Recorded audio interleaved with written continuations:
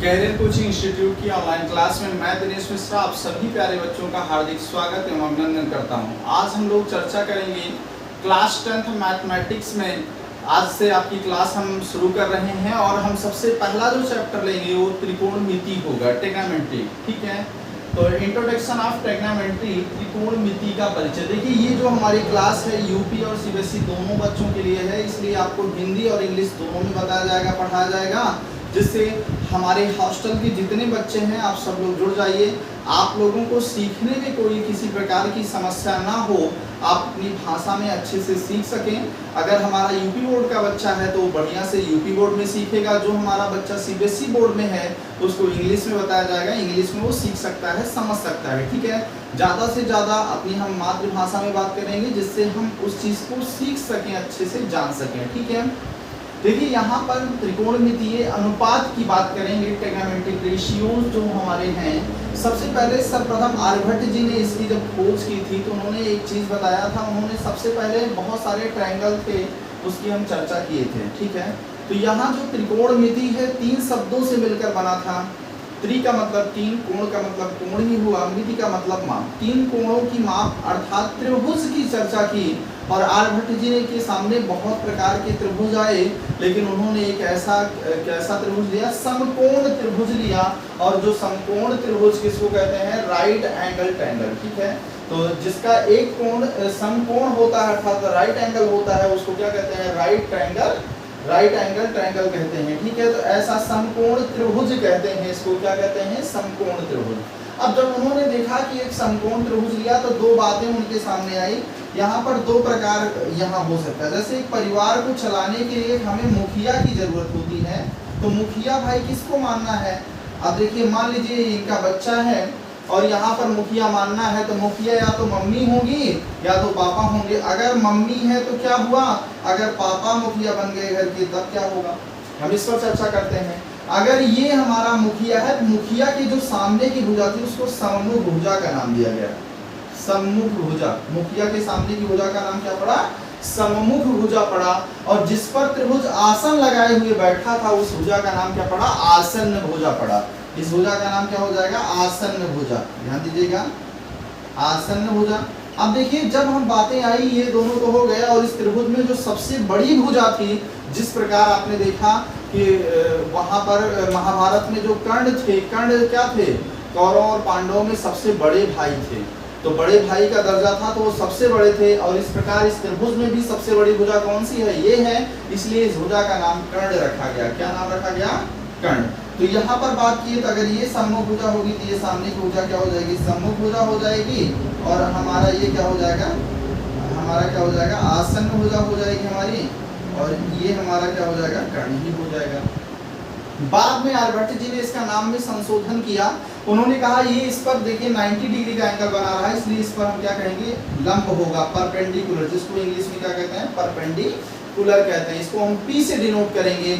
और यहाँ पर हमने देखा इसको बेस था, आसन लगाए हुए बैठा था तो उसका क्या था? बेस था। और जब बेस था ना उसका, तो ये बेस हुआ जो, उसको हमने क्या माना? उसको आधार माना।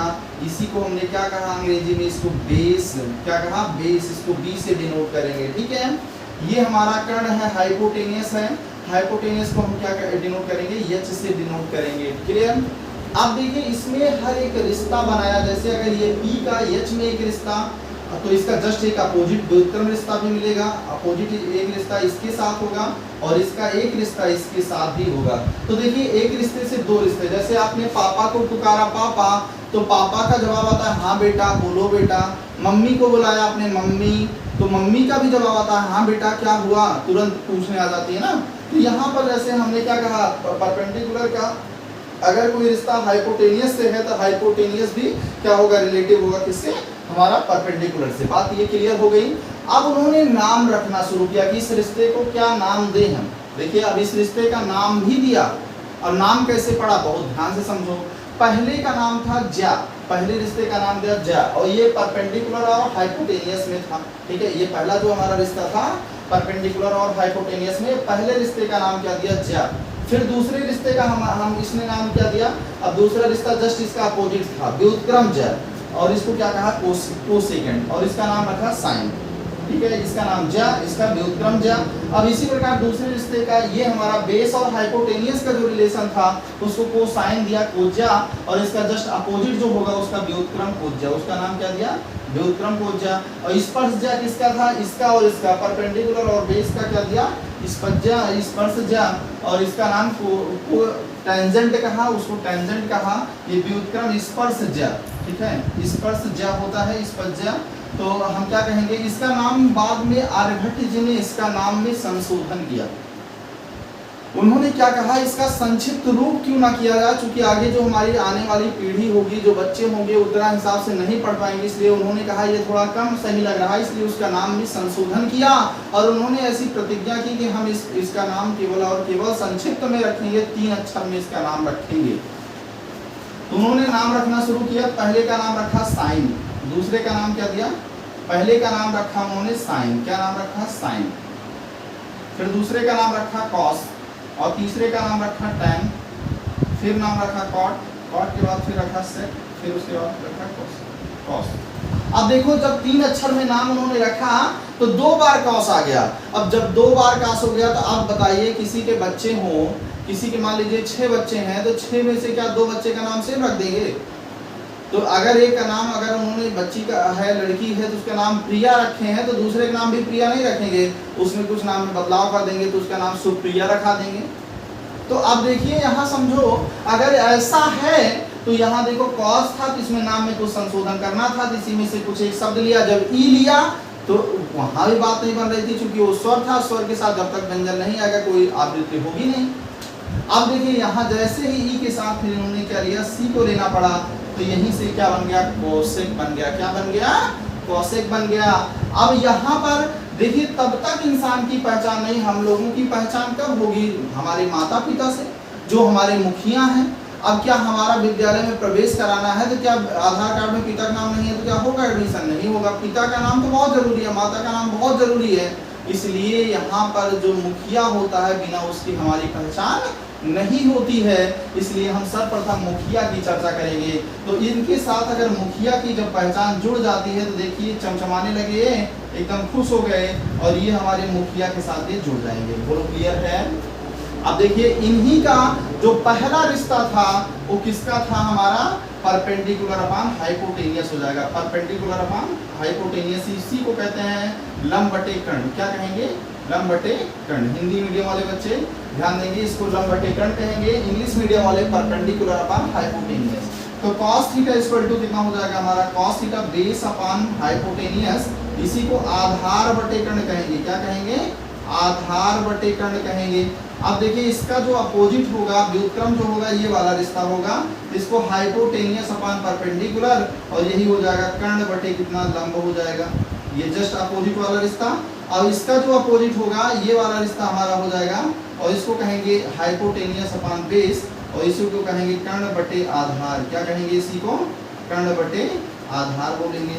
क्या कहेंगे, इसी को कर्ण बटे आधार। अब ये वाला जो रिश्ता है इसको क्या कहेंगे हम, परपेंडिकुलर अपान बेस। परपेंडिकुलर अपान कितना हो जाएगा, बेस, और यही हो जाएगा लंब बटे कितना, आधार।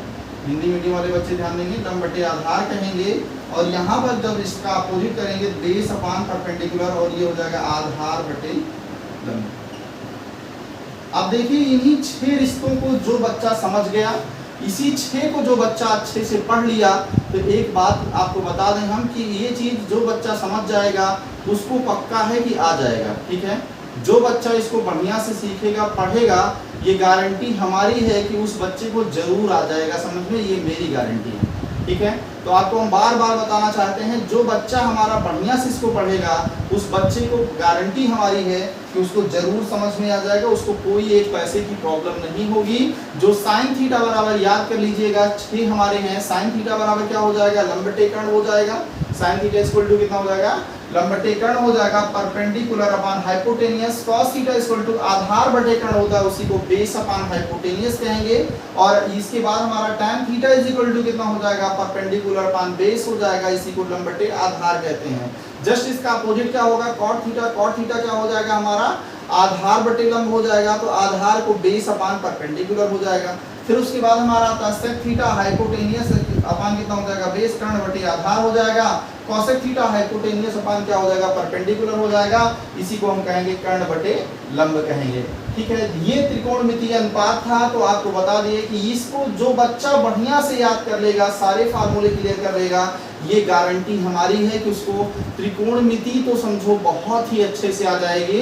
मन लगा के आपको पढ़ना है, मेहनत करना है। अगर आपने आज इसको बढ़िया से सीख लिया, त्रिकोणमितीय अनुपात, ट्रिग्नोमेट्रिक रेशियो, ये 6 अगर आपको आज याद हो जाते हैं, आप लोग मेहनत करिएगा, आज रात में 1-2 घंटे मन लगा के खूब पढ़ाई करो, और जिससे कि ये आपको सारे फार्मूले 6 याद हो जाएं। तो आगे हम इस पर और फार्मूले हैं जो उसकी हम चर्चा करेंगे, यहाँ पर हम आगे बात करेंगे। ठीक है, आज के लिए इतना ही। होमवर्क में इसी फार्मूले को याद करिएगा।